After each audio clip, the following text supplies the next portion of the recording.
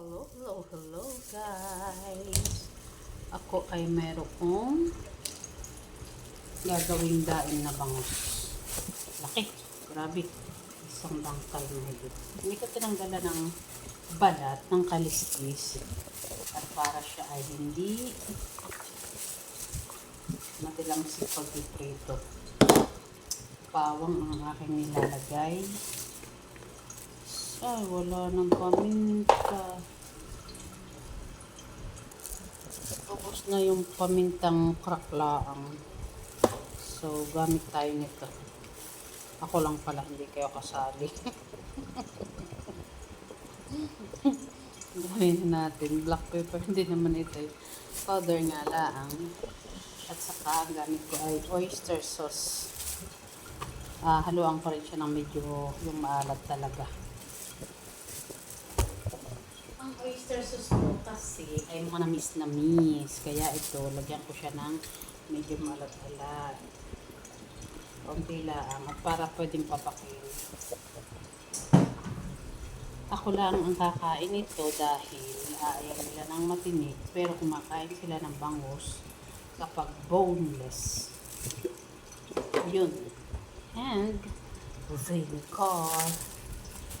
Yan.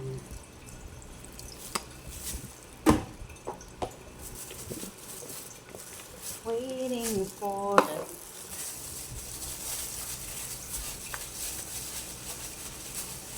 maybe this time.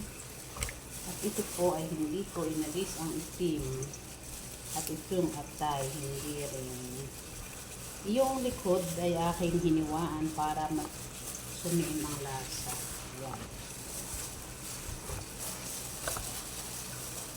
Laki. Hirap ang hirap yung aking lalagyan. Ganyan ako magtimpla. Kalkula lang, kalkulahan. Pero sumasakto lagi. Yan, itataon ko.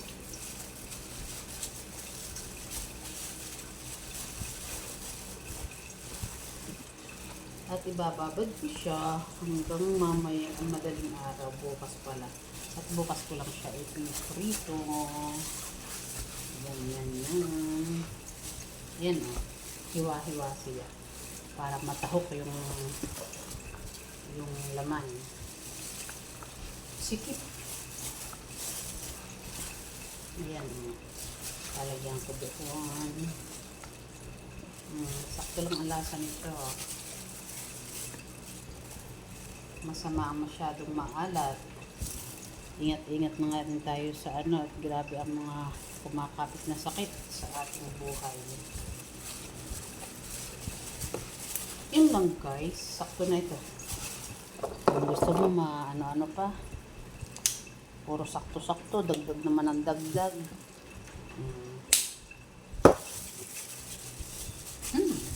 Babahin tuloy ako.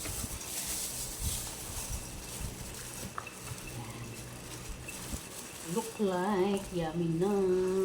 Lalo pa bukas. Ito at babad na babad. Okay, yun lang po. At akin siyang itataog.